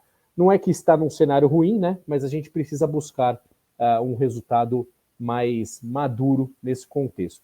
E aqui só uma análise, talvez, dentro da característica aqui ou do resultado da nossa pesquisa, né? Olhando para a tríade, especificamente, a gente consegue comparar também a América do Norte com a América Latina em termos de conformidade. Então, você tem, na opinião dos respondentes, 31% das empresas da América do Norte entendem que suas empresas estão maduras o suficiente para encarar os riscos cibernéticos, contra 19% na América Latina, 20% em relação à prevenção à fraude, contra 11% na América Latina. Esse é um cenário bastante preocupante, né? E sem dúvida nenhuma deve levantar vários red flags aí na cabeça dos executivos e se leva de uma forma geral. E quando a gente fala de conformidade regulatória, aí você tem 18% contra 9% da América Latina, um cenário igualmente preocupante em relação às outras duas anteriores que eu mencionei. E aqui, o Diogo, Coutinho e Lúcio, para a gente partir para os takeaways e as perguntas, eu queria talvez abrir para o Leandro e para a Carol para deixar as mensagens finais aí. Leandro e Carol, deixa eu fazer uma sugestão aqui para a gente não estourar o tempo. O Lúcio não para de escrever as perguntas ali, cara. Então, eu tenho certeza que os takeaways vão estar dentro de alguma das perguntas ali, né? Então, vamos aproveitar aqui, até para a gente não estourar o tempo mais do que a gente prometeu. Lúcio, vamos aí trazer umas perguntas para esse pessoal, cara? Acho que tenho aqui uma série de perguntas. Eu até gostaria de agradecer a audiência aí além de perguntas, tem diversos comentários, e os comentários estão muito alinhados com a opinião aqui dos nossos palestrantes e o que eles explanaram aqui. Deixa eu começar aqui com uma pergunta para o trio, o nosso trio aqui de palestrantes. O Douglas Cruzara, ele fez um comentário aqui sobre, bastante na linha de que um dia as empresas vão ter ataques, né? E não se sabe quando, mas vai ocorrer. E ele perguntou como as organizações estão se preparando para agir quando ocorre um ataque. E aí, recordando aqui a nossa abordagem, talvez a gente deveria complementar essa pergunta aqui do Douglas, perguntando aqui para os nossos palestrantes quais são as principais dicas em relação aqui que os participantes deveriam estar preocupados em suas estruturas de governança, processo, controle, em relação à prevenção, à detecção e ao monitoramento, né? Ao pós-ataque. Que são as dicas aí que vocês poderiam dar para os nossos participantes aqui? Não sei quem gostaria de começar. Eu sempre deixo as mulheres falarem primeiro, cara. Como eu já imaginava esse comentário, já até abri o microfone. Eu acho que a primeira preocupação que a gente tem que ter, e aqui é dentro de todo o aspecto de GRC mesmo, acho que independente da preocupação, da ameaça, é a gente conhecer os riscos, né? Então, qual que é a nossa preocupação? Qual que é o tema? O tema são as fraudes, o tema são ataques cibernéticos. A gente precisa entender quais são os riscos, quais são as preocupações que a gente tem. E a partir dos riscos, a gente enxergar, né, o quanto a gente tem controle para mitigar com que essa situação aconteça ou não. Como o Leandro mesmo comentou, e eu concordo de gênero, número e grau, a gente realmente nunca vai reduzir a zero, né? Então, as fraudes, os ataques, eles são feitos por pessoas. A gente pode ter o melhor sistema do mundo, a melhor forma de prevenir do mundo, mas a gente vai continuar tendo o risco disso acontecer. Então, acho que a principal coisa, né, a primeira coisa, acho que a gente enxergar esse risco, né? Qual é o risco que a gente está correndo, quais são as preocupações que a gente tem e quais os controles a gente precisa ter para mitigar com que esses riscos eles realmente se tornem uma ameaça. Agora, isso vai zerar o risco disso acontecer? Não, não vai zerar, mas é muito melhor a gente trabalhar com um mitigador a 90% do que a gente trabalhar com um mitigador a 5%. Então, eu diria isso, é a gente saber quais são as nossas preocupações e os nossos riscos.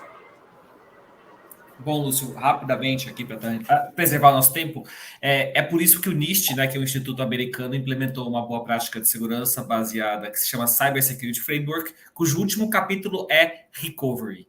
Essa pergunta do convidado tem tudo a ver com isso, né? Ele deve estar mentalizando esses ataques de ransomware que muitos de vocês estão vendo, que não é a tripla ameaça das Américas, mas é a tripla chantagem, né? Eles roubam seus dados, criptografam e ainda pedem depois para você pagar em bitcoins e divulgam dados pessoais ou dados sensíveis dos seus clientes. Então, a grande recomendação aqui, Lúcio, é que esqueçam o mundo como ele funcionava alguns anos atrás, onde um backup ou um plano de recuperação de desastres ou um DRP mantinha as empresas em funcionamento. As empresas foram desenhadas para se recuperarem de maneira organizada, estruturada e sequencial, seguindo um planinho. Quando o ataque cibernético ocorre desse tipo, a coisa é muito diferente. Então, tenham boas políticas, mapeiem os riscos, como a Carol acabou de comentar, entendam o impacto desses riscos nos seus negócios, priorizem os principais negócios e os tempos de recuperação, quer dizer, quanto a gente tolera do nosso risco ou desta indisponibilidade, e escrevam bons planos de recuperação e de resposta a crises. Vocês vão precisar de todo tipo de apoio técnico, de consultores, de investigadores forenses, de pessoas de tecnologia, assessoria de imprensa e tudo mais para fazer isso tudo funcionar ou recuperar a empresa. Então, um pouco disso, Lúcio. Analisar, documentar, testar exaustivamente, porque em algum momento realmente vai acontecer, e quanto mais rápido a gente voltar, acho que é um pouco até do comentário que foi feito anteriormente por outra pessoa. Legal. Emerson, posso seguir aqui ou você quer fazer algum comentário? Vamos em frente, Lúcio. Vamos lá. Tem uma pergunta aqui, talvez, Leandro, seja um pouco mais para você, do Hector Ivan Barrientos. Ele pergunta se existe algum conceito similar ao ethical hacking, mais focado em fraude, tipo ethical frauding. Gostei da pergunta. Cara, sim, a resposta absoluta é sim. Dentro dos testes de ethical hacking, um dos capítulos se chama logical testes, ou testes lógicos, né? Então, os testes lógicos não são aqueles que são executados por ferramentas ou automatizados. Eles normalmente são cenários que são testados manualmente pelos consultores ou pelas empresas que estão testando aquele sistema. E qual é o objetivo? Bypassar os controles lógicos, do tipo tentar fazer um pagamento que não me cobre uma taxa, tentar fazer com que uma TED seja transferida para a conta do Emerson, volte para a minha com valor negativo e vire positiva. Acredite se quiser, isso acontece. Então, toda a questão lógica de fraudes dentro do sistema e até mesmo de back-office, tá bom? A gente já fez compras de iPhones em e-commerces, onde a gente pagou 50 centavos, conseguiu entrega de graça de 100 iPhones que foram entregues. Só que a gente testa toda a cadeia, desde a compra até passando pelo processo de prevenção à fraude, até efetivamente a logística, enfim, se for esse o caso, fazer a entrega daquele produto. E agora a nossa brincadeira favorita, quem quiser depois conhecer um pouco mais desse serviço, é bypassar essas validações antifraude biométricas. Alguns clientes aceitam melancia, outros melão, outros uma foto, outros precisam de realmente boas práticas melhores. Mas a resposta é sim, deveria, inclusive, ser parte fundamental. E depois, quem quiser, gente, procura um conceito chamado Fusion Center, que é a fusão de eventos de segurança cibernética com prevenção a fraudes, com onboard, seja ele digital ou interno. Esta é a fusão de tudo que a gente fala. Comportamentos que são anômalos e que podem ser investigados pelas empresas. Esse é o futuro do que a gente está enxergando como monitoração. Legal, bacana. Tem mais uma aqui, acho que essa aqui talvez para vocês três também. do Rogério Alves. Na visão de vocês, vocês acham que hoje... É interessante, ele está perguntando se hoje estamos preparados para os riscos de novas epidemias ou pandemias, tendo em vista que, como foi dito, esse foi um grande fator gerador de aumento de fraudes, seja de qualquer natureza aqui. Risco emergente, né? Eu posso começar essa, pessoal, e talvez começar essa daí falando um pouquinho, Rogério. Foi o Rogério, né? Sim. Quando a gente trouxe a análise ali de como que as empresas estão estruturadas em relação a 5 principais riscos, né, de privacidade, fraude ambiental, EML e corrupção, claramente a gente viu ali que as empresas norte-americanas estão melhores preparadas do que as empresas latino-americanas.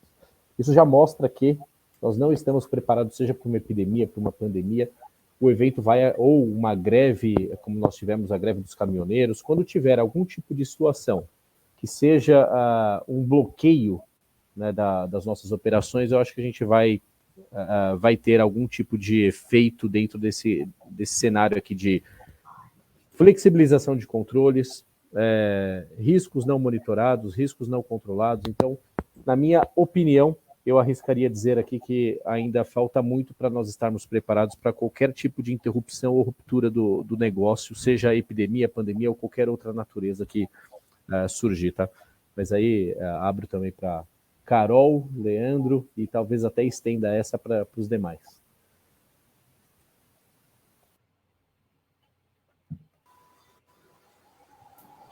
Coutinho quer falar ou só levantar a mão? Não, eu estava esperando vocês, mas eu posso falar. Não, é que eu queria, Emerson, eu só queria complementar com o seguinte, né? Na época da pandemia, né? Eu fiz parte do Comitê de Crise de Pandemia aqui da KPMG e tive a oportunidade de falar com vários clientes sobre esse assunto.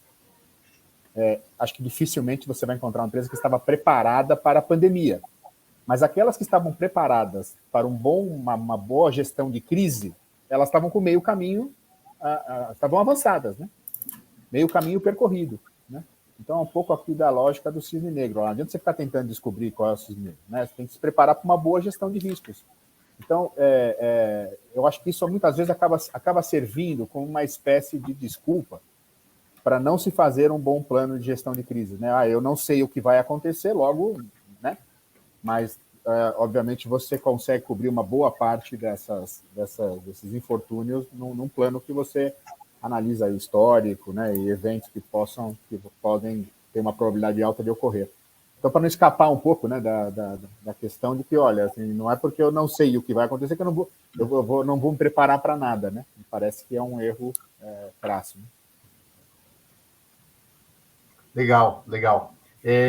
Tem várias perguntas aqui e eu estou tentando aqui consolidar numa única. E talvez a consolidação dessas várias perguntas aqui, e aí também vai para o nosso trio aí, como é que as organizações devem se preparar para 2023? E assim, o que não pode faltar no planejamento? Como o Leandro falou, esquece PRP, esquece uma série de coisas, ele deu algumas dicas, mas o que não pode faltar no planejamento executivo para as organizações para 2023? Acho que essa é uma pergunta que consolida várias. Legal. Bom, eu posso começar também, Leandro e Carol. Mas eu acho que um ponto que talvez seja importante aqui, Lúcio, e obrigado por consolidar, né? Mas acho que um dos pontos, para mim, principais não pode faltar é governança. E aqui parece um clichê, né? A gente fala, puxa, não pode faltar governança. É porque, de fato, quando você olha como que o business ele está consolidado, muitas das vezes a gente está olhando aqui, puxa, estou olhando a minha operação, estou olhando se vai ter ruptura na minha cadeia de suprimentos, mas eu estou esquecendo de toda uma lógica operacional dentro da minha governança e das responsabilidades de cada um deles. Né? Então eu preciso entender aqui qual a responsabilidade do conselho e ver se ele está executando isso, do comitê de auditoria, dos executivos, da gestão, né, da média gestão e assim por diante. Então, para mim, aqui, consolidando tudo isso, Lúcio, eu acho que a governança talvez seja o grande ponto aqui.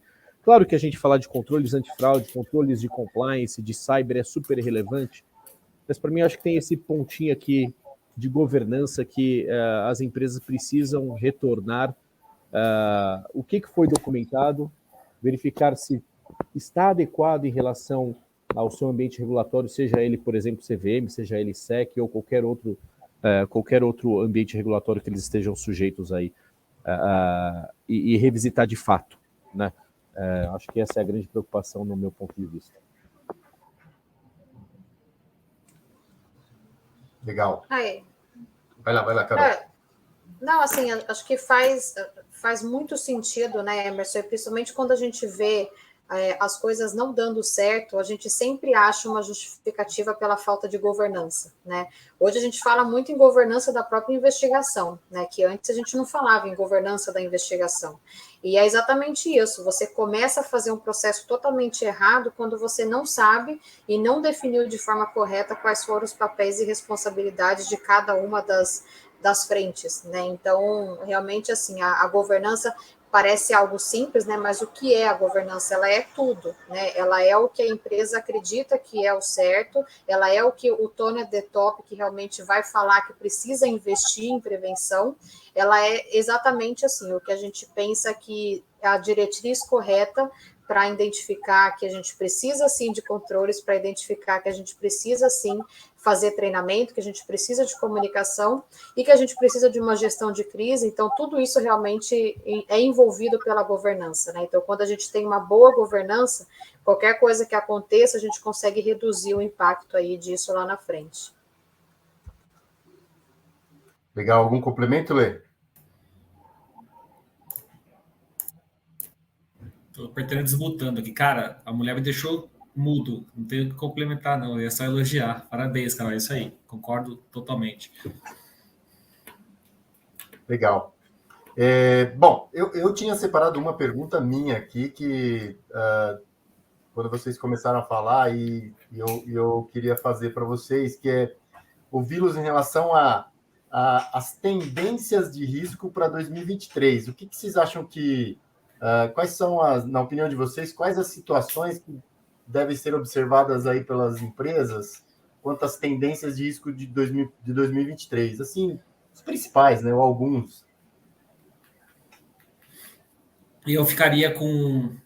De todas, Lúcio, não é uma tendência, acho que já é uma realidade que muita gente está atrasada. A questão da gestão de riscos de terceiros.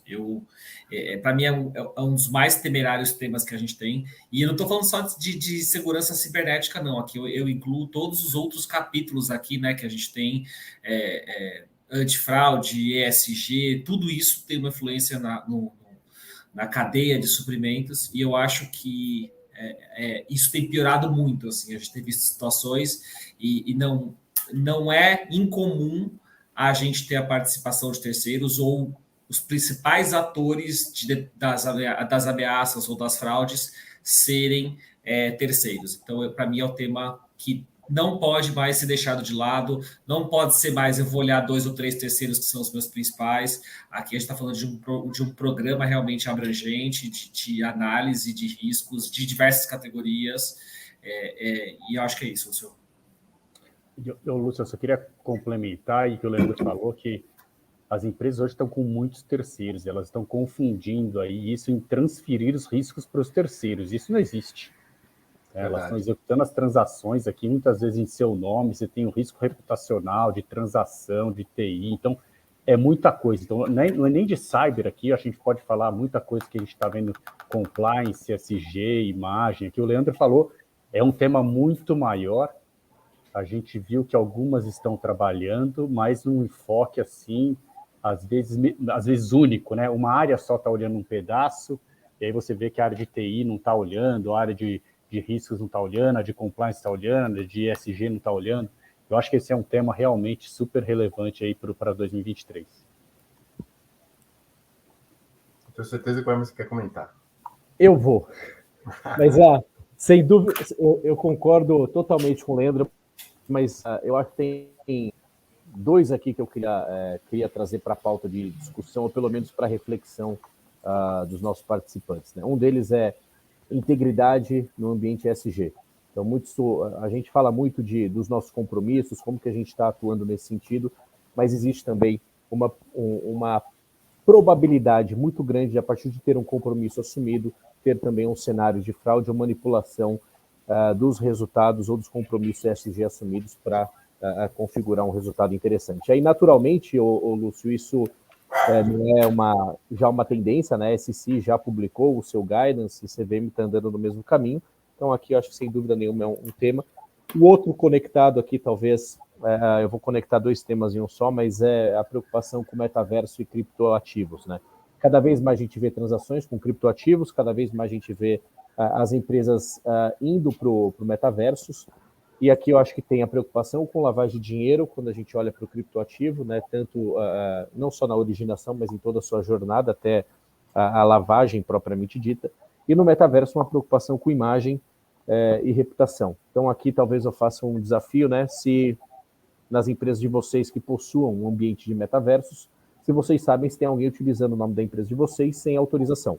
Esse seria um caso de impacto na imagem e reputação, e até onde eu sei, não existe um controle ainda para monitorar esse tipo de aparição. Então, é um tema bastante relevante, na minha opinião, não só para 2023, viu, Lúcio, mas algo que vai se tornar claramente uma preocupação aqui para os próximos anos.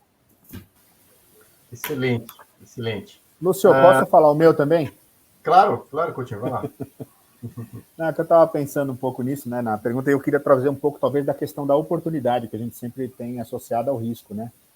E eu vou voltar naquele ponto que eu falei na abertura sobre os riscos relacionados aos processos de inovação, né? Cada vez mais para satisfazer as necessidades do cliente, experiência, customer experience e tudo mais, a gente tem investido cada vez mais, as empresas têm investido muito, e esse processo geralmente tem custos muito elevados, né? São investimentos muito altos, e eu acho que tem um gap ali entre a rentabilização, né, a medição do retorno desses investimentos ao longo do ciclo de vida do produto, inclusive, que pode ser uma contribuição importante das equipes de GRC. Então, eu colocaria aqui como uma oportunidade para os profissionais que trabalham com isso, né, com GRC, de olhar a inovação com essa ótica de riscos, né, de gestão de risco que vocês também conhecem. Legal, excelente. Diogo, nós estamos em cima do horário aqui de time extra aqui. Você quer fazer já passou faz tempo. Parece os acréscimos da Copa do Mundo isso daqui, né, cara? Agora com a nova regra. Mas eu queria primeiro dizer que, incrivelmente, as respostas dos três aqui são os próximos eventos que a gente tem no Risk Journey, e não foi combinado, mesmo a pergunta vindo de você, mas são os próximos temas a falar de tudo que esse pessoal fala aqui de mais relevante. Mas eu vou quebrar aqui o nosso acordo, Lúcio, porque eu achei uma pergunta do Nilson, nosso amigo Nilson aqui, Coutinho, que eu queria apertar para a Carol, só para a Carol aqui, que ela é especialista no tema, e a gente fecha. Carol, a pergunta do Nilson aqui era, diante desse que vocês falaram da apresentação inteira, né? Diante desse cenário de comportamento e vulnerabilidade, de que forma que a gente faz o programa de compliance com foco em integridade, que pode neutralizar ou contribuir à mitigação de riscos de fraude? Ou seja, como que a gente faz um programa de integridade e compliance para mitigar isso? A gente faz coletando também muito do que a gente falou aqui, Diogo. Então, a gente começa com governança, né? Sem governança, a gente não tem um programa de compliance, então, sem a gente entender qual é o compliance que a gente quer ter, né? Tem o compliance integridade, tem o compliance anticorrupção, até mesmo para definir qual compliance a gente quer implementar, a gente precisa entender qual é a linha que a empresa quer seguir, e depois disso a gente tem todo um arcabouço de prevenção, né? Então, que com certeza é onde a gente deveria colocar os nossos esforços, é onde a gente precisa ter uma governança para ter um orçamento, e a gente realmente definir quais são esses riscos de compliance que a gente quer enxergar, e a gente entende que realmente são os mais relevantes. Dentro da prevenção, a gente precisa entender quais são as políticas que a gente precisa implementar. Então, desde questões de LGPD, questões de cyber, questões de ESG, questões de integridade mesmo, questões de relacionamento com o órgão público. Então, qual é o arcabouço de políticas que eu preciso implementar para eu estabelecer quais são as regras que eu vou seguir. E aí a gente tem toda a parte também de detecção, tão importante quanto, né? Então a gente precisa realmente ter as 3 peças. Na detecção, eu tenho aqui realmente um carinho muito especial para quando a gente fala do próprio canal de denúncias, que é algo simples, mas que traz um impacto muito relevante quando a gente tem uma transparência, né? Uma porta de entrada dessas qualquer tipo de irregularidade que pode acontecer e que a gente não tenha acesso a ela. E a gente tem depois, fechando também o programa de compliance, como que a gente vai investigar, como que a gente vai apurar todas essas N variáveis de irregularidades que acontecem, seja elas na conduta ou na fraude propriamente dita, ou em questões de cyber também. Então, a gente precisa saber apurar essas irregularidades e a responder, né? Então, o que a gente vai fazer para mitigar tudo isso? Então, o programa de compliance, assim, ele não tem como não nortear, né? Acho que todos esses pontos que a gente falou, e inclusive todas as próximas aulas, né? Elas fazem parte de um programa de compliance completo, que não é fácil se implementar, mas a gente sempre pode ter uma diretriz de como começar. E aí a gente vai adquirindo a maturidade necessária. Não, legal, Carol. Tá claro aí que não é simples, depende da empresa, política e muita coisa. Aí, obrigado. Bom, Carol, obrigado, Leandro, obrigado, Emerson. Eu acho que foi excelente as apresentações de vocês. Lúcio, muito obrigado aí pela mediação. Coutinho, obrigado novamente pela presença e contribuição aqui. Eu acho que foi muito, muito bom, pessoal. Desculpa aqui pelo nosso atraso aqui. Nos vemos na quinta-feira. Aqui a gente vai falar um pouquinho de auditoria interna, compliance, riscos ESG. Um pouquinho diferente, como a gente falou no começo. Aqui a gente vai focar como essas áreas têm que atuar em ESG. Quem não se cadastrou está ali, né? Pode se cadastrar agora. Nos vemos na quinta-feira, 5h30 novamente, até às 7h. Obrigado a todos pela presença e boa noite. Tchau, gente. Tchau, pessoal. Um abraço. Um grande abraço, obrigado.